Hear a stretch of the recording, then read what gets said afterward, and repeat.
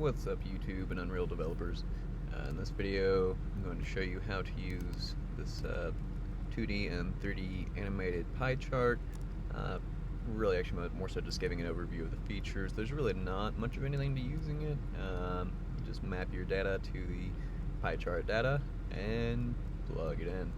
And then of course there's a ton of pre-exposed properties that you can change, and a lot of those, or at least most of them, you can change here. There's a couple that aren't actually in this sample input here, but for the most part you can do just about anything. So yeah, we'll add a section here. We're going to say this is going to be let's make it that nice purple. Alright, sample section, and we can add some extra text if we want here. There's no spaces or anything in this extra text, so if you want a space, you can just add that in there yourself. So we're gonna say hello YouTube, and we'll make this a nice even number, and let's just add that to the chart. Boom, super easy, nothing to it. And there's also a ton of properties you can change here. Obviously this only applies to the 2D chart because there is no text within the sections on the 3D chart. So you can change that if you want. You can also change the thickness of the border. You can make this completely non-existent if you wanted to. You can set the multiplier for the animation speed, make this very slow if you wanted to. And I found out through some time testing that this is approximately the value you'd want if you want this to basically act like a clock. That would be 60 seconds of a rotation. So this is the delay between sections, so 1 second between every section. You can set your decimal precision. Let's see here. Yep.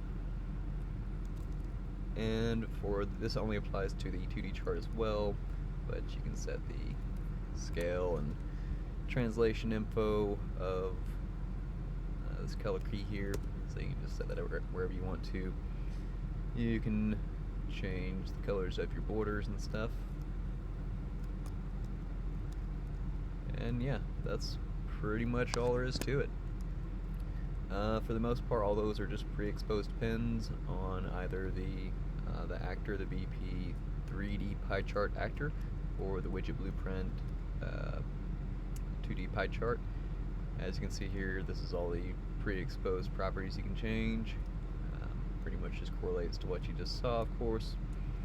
And yeah, as for how I've got this set up, at least for my sample here, there's a lot of different ways you can go about setting your data.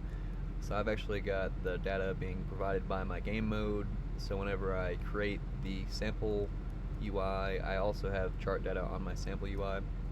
So then I just feed that into the 2D chart, and both the 2D chart and the 3D chart have color randomization. So if you leave it at that default translucent 0000 values, it will automatically randomize and just pick. It'll try to pick a variable color, but it only does so good with that, honestly. So I do recommend setting colors, but it's not required. But anyway, this just makes sure that this stays synchronized. You could of course just feed in. I could have just fed in the data here, but then the colors might not actually be the same colors.